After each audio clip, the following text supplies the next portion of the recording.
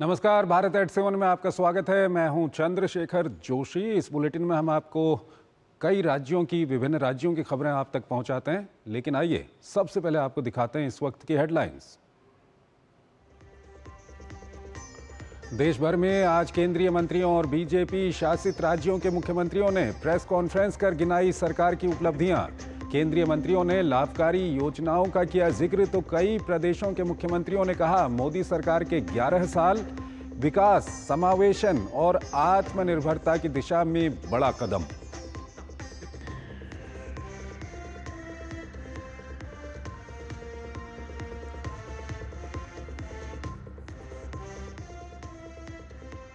कांग्रेस नेता शशि थरूर के नेतृत्व वाला प्रतिनिधिमंडल दिल्ली लौटा। कहा भारत ने दुनिया के सामने पाकिस्तान को किया बेनकाब। बताया आतंकवाद के मुद्दे पर सभी राजनीतिक दल हैं एक साथ।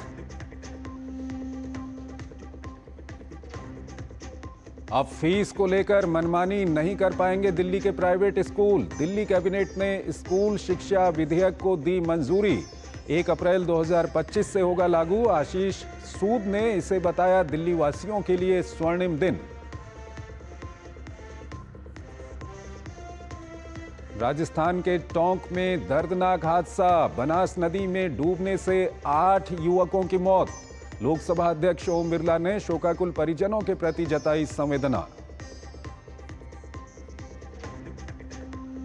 और ऑस्ट्रिया के एक स्कूल में गोलीबारी की घटना। संदिग्ध हमलावर समेत 10 लोगों की मौत। हमलावर का मकसद अब तक नहीं साफ।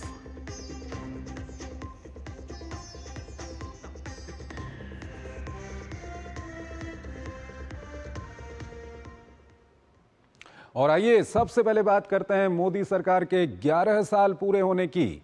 देश भर में आज केंद्र में मोदी सरकार के सफल 11 साल पूरे होने पर बीजेपी शासित राज्यों के मुख्यमंत्रियों ने प्रेस कॉन्फ्रेंस कर मोदी सरकार की उपलब्धियों को जनता के सामने रखा। सभी मुख्यमंत्रियों ने आर्थिक विकास, सामाजिक कल्याण की योजनाओं सहित वैश्विक स्तर पर पीएम मोदी के कारण बढ़ती प्रतिष्ठा का जिक्र भी किया। ये रिपोर्ट देखिए।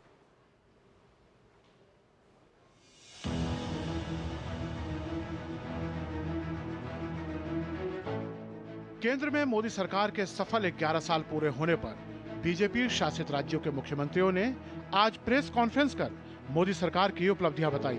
इस पूरे अभियान की धुरी विकसित भारत की थीम रही।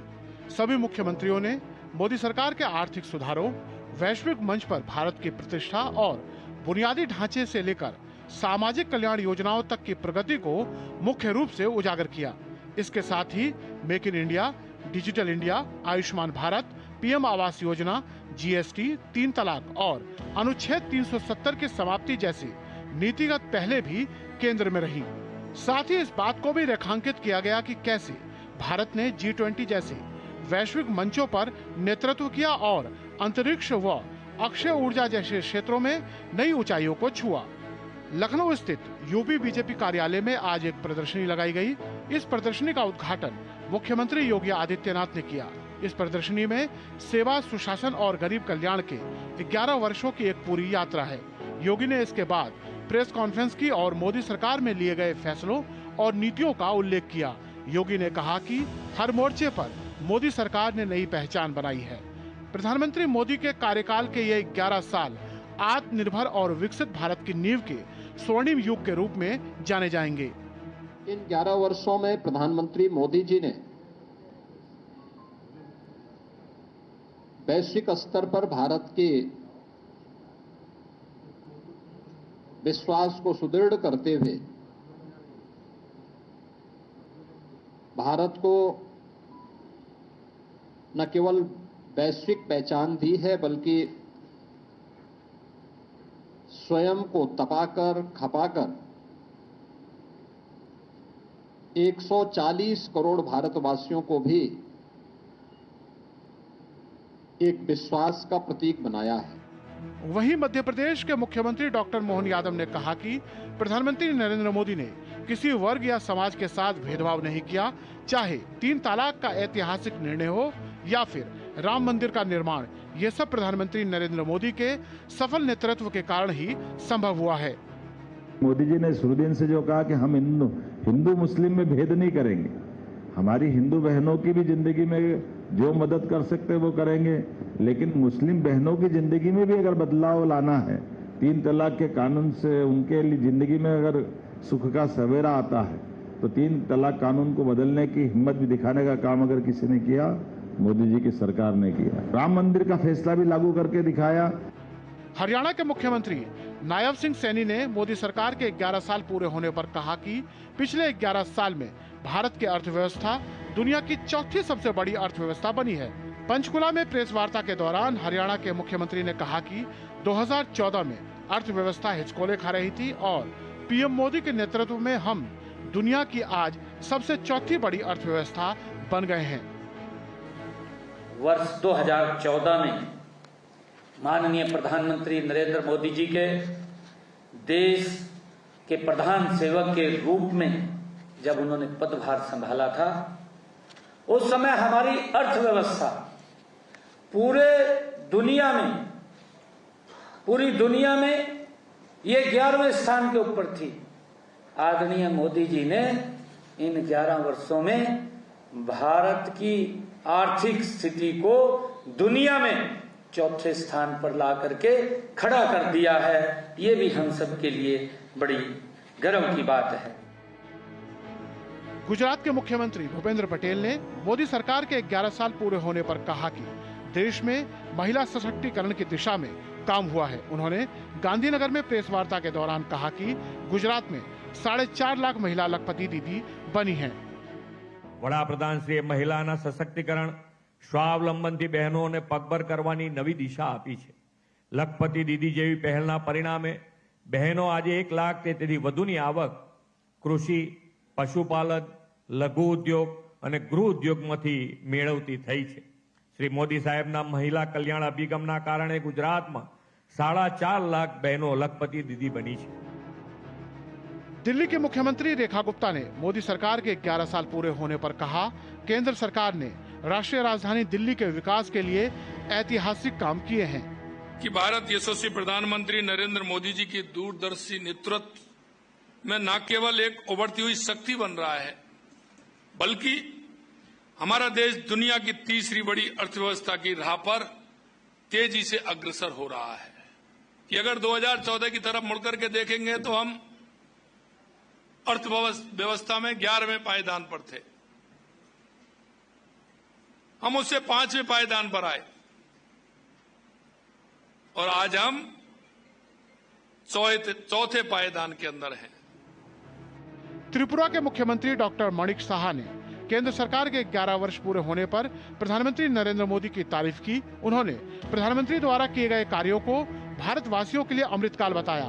उन्होंने कहा कि प्रधानमंत्री नरेंद्र मोदी की कई योजनाओं ने जो विकास किया है उसे सुनहरे अक्षरों में लिखा जाएगा। हमारे लीडर यशस्वी प्रधानमंत्री नरेंद्र मोदी जी जिस तरह काम कर रहे हैं, ये सचमुच पूरा भारतवासी के लिए अमृतकाल है। और जिस तरह उन्होंने देश को आगे बढ़ा रहे हैं, जिस तरह स्कीम कर रहे हैं, योजना बना रहे हैं, गरीब लोगों के लिए जिस तरह उन्होंने काम किया, देश को शक्तिशाली बनाने में, महिला को एम्पावरमेंट बनाने के लिए और सबका साथ सबका विकास विश्वास और उसका जिस तरह उन्होंने प्रयास किया है, वो मेरे ख्याल से गोल्डन लेटर में लिखा जाएगा आने वाले दिन। उत्तराखंड के मुख्यमंत्री पुष्कर सिंह धामी ने कहा कि 2014 से पहले देश में घोटालों और भ्रष्टाचार की सरकार होती थी। आज ये परिभाषा बदल गई है। आज के समय में विकास, नवाचार और आविष्कार की बात हो रही है। मोदी सरकार के नेतृत्व में कई काम किए गए हैं। ये मोदी सरकार है जिसने गरीबों के लिए आयुष्मान भारत योजना की शुरुआत की है। 2014 से पहले घपलों की सरकार, घोटालों की सरकार, भ्रष्टाचार की सरकार, तुष्टीकरण की बातें सामने आती थी, लेकिन अब ये परिभाषा भी बदल गई है। अब विकास है, इनोवेशन, नवाचार है और आविष्कार, इस प्रकार की बातें आज हो रही हैं। ऐसी सरकार नहीं आई जिसने कि ये सोचा कि देश के गरीब लोग, जरूरतमंद लोग, जिनके पास साधन नहीं है, संसाधन नहीं है, वो अगर बीमार पड़ जाएं तो उनके इलाज का क्या होगा। ये पहली मोदी सरकार है जो आयुष्मान भारत योजना लेकर आई। गौरतलब है कि मोदी सरकार के 11 साल ऐसे समय में पूरा हो रहा है जब प्रधानमंत्री नरेंद्र मोदी ऑपरेशन सिंदूर की सफलता के बाद अंतर्राष्ट्रीय और घरेलू स्तर पर मजबूत स्थिति में है। पाकिस्तान के खिलाफ की गई सटीक सैन्य कार्रवाई के बाद पीएम मोदी की छवि एक निर्णायक नेता के रूप में और मजबूत हुई है। इसलिए प्रेस कॉन्फ्रेंस के दौरान सभी मुख्यमंत्रियों ने भारत की सुरक्षा रणनीति और पड़ोसी देश के खिलाफ लिए गए सख्त रुख को भी प्रमुखता से पेश किया।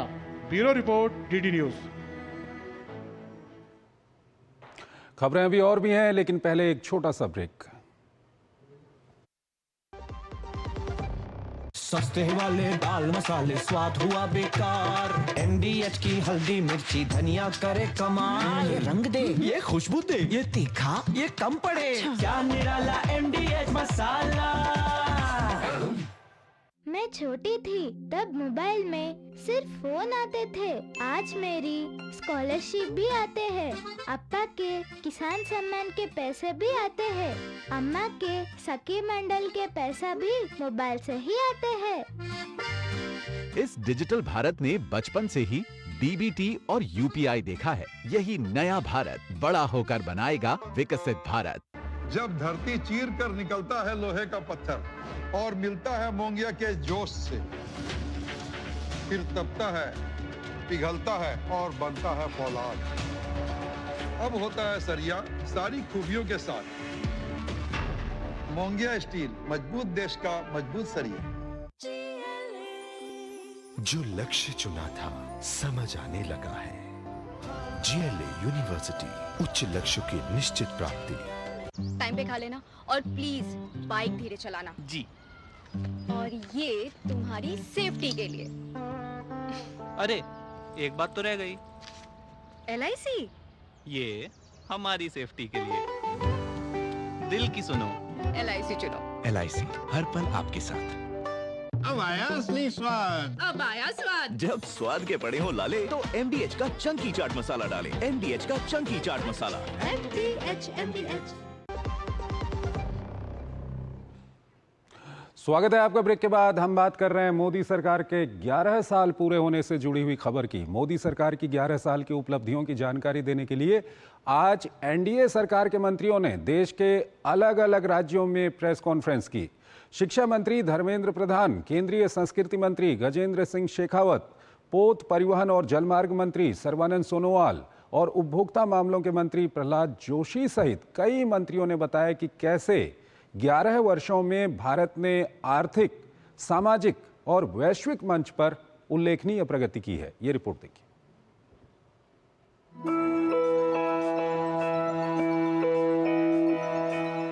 केंद्र में मोदी सरकार के सफल 11 साल पूरे होने पर कैबिनेट मंत्रियों ने देश के अलग अलग राज्यों में प्रेस कॉन्फ्रेंस कर मोदी सरकार के 11 साल को चौतरफा उपलब्धियों का स्वर्णिम काल कहा है।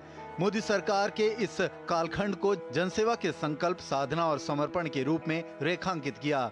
वहीं तेज गति से विकास के साथ ही राजनीतिक, सामाजिक और आर्थिक बदलावों के लिए प्रधानमंत्री नरेंद्र मोदी के दूरदर्शी नेतृत्व की सराहना भी की है। केंद्रीय सांस्कृतिक एवं पर्यटन मंत्री गजेंद्र सिंह शेखावत ने मोदी सरकार के 11 साल पूरे होने पर चेन्नई में प्रेस वार्ता की। उन्होंने कहा कि प्रधानमंत्री नरेंद्र मोदी के नेतृत्व में सरकार के 11 वर्ष परिवर्तन, गरीबी उन्मूलन और देश के शासन और मानसिकता के आमूलचूल परिवर्तन के वर्ष रहे हैं। This 11 years transformative journey of our beloved country under the leadership of Prime Minister Modi have reinforced a new ray of hope and regenerated a confidence in the people of India that our country can be developed, that our country can become a Viksit Bharat. People of our country are confident that we will regain and we will re-emerge as the friend of the world, as a Vishwa Bandhu of the world.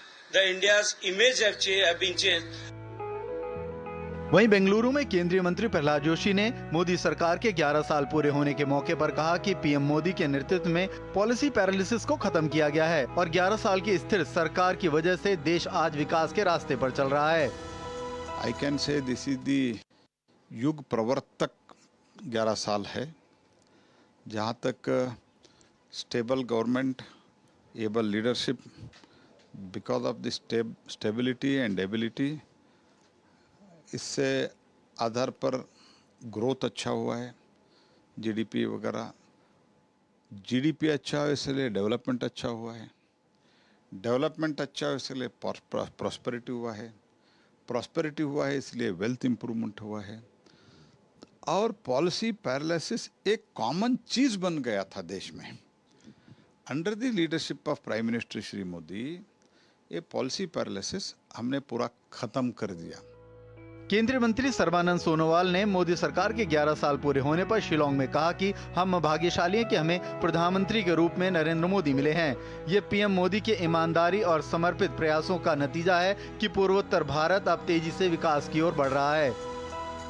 To make Northeast one of the leading important kind of zone for the entire country, and ultimately Honorable Prime Minister has given very clear direction that in the near future Northeast must be the important hub of the entire Southeast Asia. So this is the vision of Honorable Prime Minister Narendra Modi. This is the support, and ultimately every Council of Ministers visited this region more than 800 times, and Honorable Prime Minister himself visited more than 70 times. So this reflects his earnest effort and also his honest effort for the growth of Northeast. Telangana की राजधानी हैदराबाद में केंद्रीय शिक्षा मंत्री धर्मेंद्र प्रधान ने बीते 11 वर्षों में मोदी सरकार की अर्थव्यवस्था का स्वर्ण काल बताया और कहा भारत की अर्थव्यवस्था फ्रेजाइल 5 से बाहर निकलकर आज दुनिया की शीर्ष 4 अर्थव्यवस्थाओं में शामिल है। उन्होंने आत्मनिर्भर और विकसित भारत की सरकार की प्रतिबद्धता दोहराई। This is the boldest statement, is the golden journey from 14 to 25, from fragile 5 to top 4.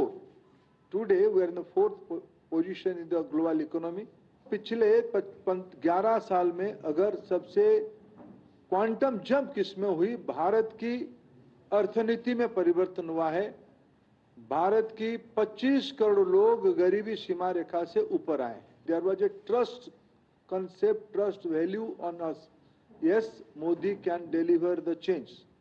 राष्ट्र प्रथम की अड़िग आत्मनिर्भर और विकसित भारत की कल्पना हमारी प्रतिबद्धता है। केंद्रीय मंत्री जी किशन रेड्डी ने सरकार के 11 साल पूरे होने पर कहा कि पीएम मोदी ने सेवा और समर्पण के साथ देश की सेवा की है। तो केंद्रीय मंत्री किरण रिजिजू ने कहा कि प्रधानमंत्री मोदी ने गरीब कल्याण अन्न योजना शुरू कर गरीबों के हितों में कार्य किया है। किरण रिजिजू ने बताया कि इस योजना का लाभ गांव-गांव में मिल रहा है। मोदी जी विश्वास दिया है, जो मेहनत किया है अभी तक उससे ज्यादा और मेहनत आने वाले इस 4 साल में काम करके जो देश के सेवा में और डेडिकेशन का काम करने के लिए पूरे एडमिनिस्ट्रेशन को और मिनिस्टर्स को साथ लेकर आगे बढ़ने के लिए निर्णय किया है। आने वाले दिन में उसका रिजल्ट और पूरा देश के सामने दिखेगा। प्रधानमंत्री गरीब कल्याण अन्न योजना ये शुरुआत किया था कोविड के समय में। जब कैबिनेट में ये बात आया, पहली बार 2 लाख करोड़ जाएगा। अगर इतना 80 करोड़ लोगों को खाना फ्री में पहुंचाना है तो मोदी जी ने मेहनत करके, एग्रीकल्चर प्रोडक्शन अच्छा था, खाना तो हमारा यहाँ सफिशिएंट हो गया, चावल धान।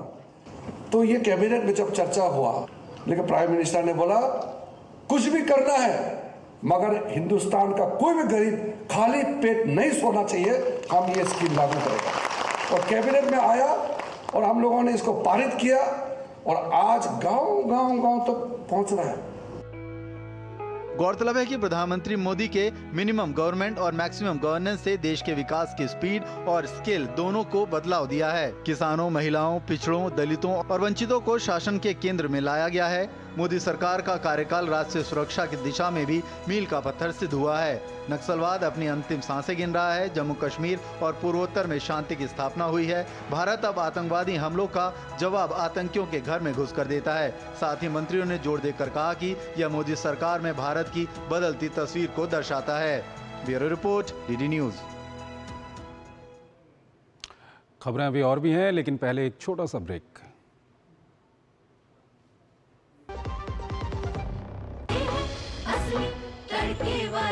ये तो बड़ी समझदार, बड़ी होशियार। सही टेस्ट का असली taste, MBA ginger garlic paste. Video like करने के पैसे मिलेंगे? So easy. अनजान लिंक्स पर क्लिक मत कीजिए। RBI कहता है जानकार बनिए, सतर्क रहिए। LIC लाया है unit linked insurance plan index plus. जीवन बीमा पाइए और निफ्टी स्टॉक्स के साथ अपने मार्केट रिटर्न्स को तेजी से बढ़ाइए। इस अट्रैक्टिव कॉम्बिनेशन के साथ अपना कल सुरक्षित कीजिए। सिर्फ 2500 रुपए मंथली प्रीमियम से शुरुआत कीजिए। आज ही LICindia.in पर जाएं। 5वीं क्लास तक हम छठ पर ट्रेन या बस से गांव जाते थे। 2 दिन लग जाते थे आने जाने में। पर अब तो मोदी जी ने यहाँ एयरपोर्ट बनवा दिया है। अब हर छठ पे हम चारों मजे से प्लेन में जाते हैं।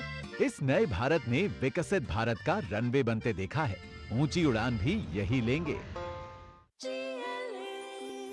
जो लक्ष्य चुना था समझ आने लगा है।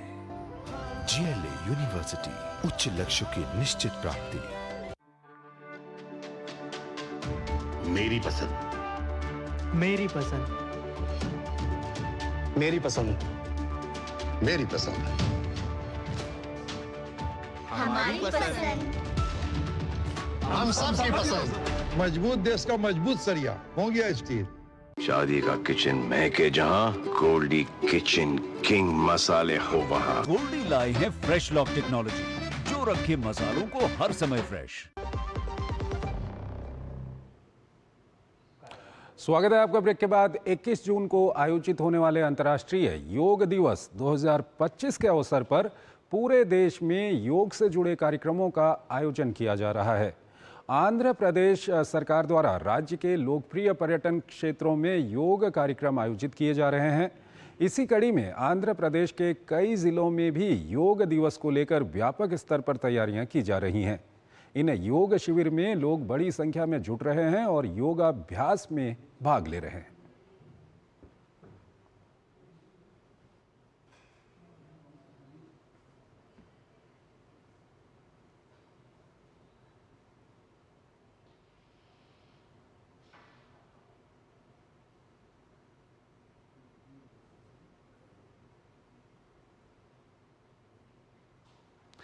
तो 21 जून को अंतर्राष्ट्रीय योग दिवस की तैयारियां देश भर में चल रही हैं और ये आंध्र प्रदेश के दृश्य हम आपको दिखा रहे हैं। वहां पर लोग बढ़ चढ़कर योग कर रहे हैं और योग दिवस की तैयारियां कर रहे हैं।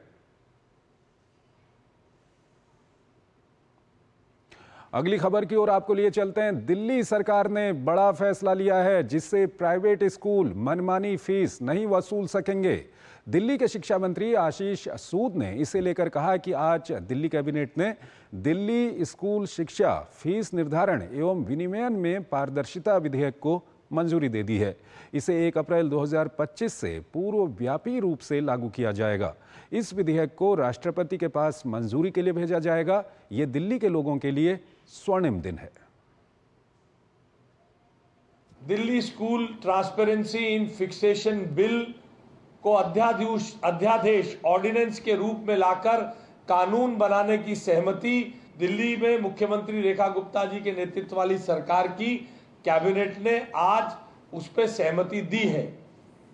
आज से वो बिल दिल्ली कैबिनेट के हस्ताक्षर के बाद उपराज्यपाल जी के माध्यम से प्रेसिडेंट एक्सेंट के लिए जाएगा और अति शीघ्र 1 अप्रैल 2025 के रेट्रोस्पेक्टिव इफेक्ट से कानून बनेगा। अगली खबर की ओर आपको लिए चलते हैं। दिल्ली एनसीआर समेत समूचे उत्तर भारत में पड़ रही भीषण गर्मी से फिलहाल राहत मिलती नजर नहीं आ रही है। मौसम विभाग के अनुसार अगले 4 दिनों तक उत्तर पश्चिम भारत में लू की स्थिति रहने की संभावना है। दिल्ली एनसीआर में आज भी तापमान 45 डिग्री सेल्सियस के आसपास रहा है, जिससे अलग अलग जगहों पर लू की स्थिति पैदा होगी। मौसम विभाग ने इस क्षेत्र के लिए येलो अलर्ट जारी किया है। पश्चिमी राजस्थान में भीषण लू की स्थिति बन रही है और रात के तापमान में भी वृद्धि को देखते हुए रेड अलर्ट जारी किया गया है। पूर्वी राजस्थान में लू और गर्म रात दोनों की स्थिति बनी हुई है, इसलिए ऑरेंज अलर्ट लागू है। इसी तरह पंजाब, हरियाणा और उत्तर प्रदेश में भी ऑरेंज अलर्ट जारी किया गया है। जम्मू कश्मीर में बढ़ते तापमान के कारण अगले 3 दिनों के लिए येलो अलर्ट जारी किया गया है। उत्तरी मध्य प्रदेश में भी लू की स्थिति के लिए येलो अलर्ट जारी किया गया है। और इस सब के बीच मौसम विभाग ने चेतावनी दी है कि दिन के समय तेज धूप और गर्म हवा का असर स्वास्थ्य पर बुरा असर डाल सकता है, खासकर बच्चों, बुजुर्गों और बीमार व्यक्तियों पर। ऐसे में लोगों को सलाह दी गई है कि दोपहर 12 बजे से शाम 4 बजे तक घर से बाहर ना निकलें और पर्याप्त मात्रा में पानी पिएं। 11 जून से मौसम में हल्का बदलाव देखने को मिलेगा, जब आसमान मुख्यतः साफ रहेगा और तापमान में मामूली गिरावट के साथ 43 डिग्री तक रहने की संभावना है। हालांकि उमस बढ़ने से गर्मी की तीव्रता कम नहीं होगी।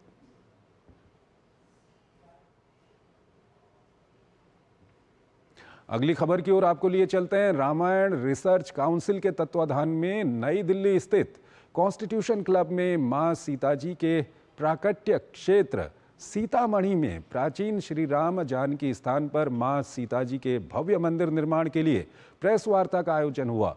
इस प्रेस वार्ता में जूना अखाड़े के आचार्य महामंडलेश्वर स्वामी अवधेशानंद गिरी जी महाराज ने बिहार सरकार के अंतर्गत बिहार राज्य धार्मिक न्यास पार्षद के माध्यम से काउंसिल को सीतामढ़ी में भूमि आवंटित किए जाने की घोषणा की। इसके लिए केंद्र सरकार और बिहार सरकार को धन्यवाद ज्ञापित किया। इस अवसर पर सभी संतों ने एक स्वर में कहा कि सीतामढ़ी में इस मंदिर निर्माण के लिए भूमि पूजन प्रधानमंत्री नरेंद्र मोदी के ही हाथों संपन्न हो। इसके लिए वो प्रधानमंत्री से भेंट कर निवेदन करेंगे। स्वामी अवधेशानंद गिरी जी ने कहा कि जिन हाथों से प्रभु श्री राम लला अयोध्या में प्राण प्रतिष्ठित हुए हैं, उन्हीं हाथों से सीतामढ़ी में मां सीताजी के इस मंदिर के लिए भी भूमि पूजन का कार्य होना चाहिए। तो भारत@7 में आज फिलहाल इतना ही। आप हमारी पूरी टीम को इजाजत दीजिए। नमस्कार।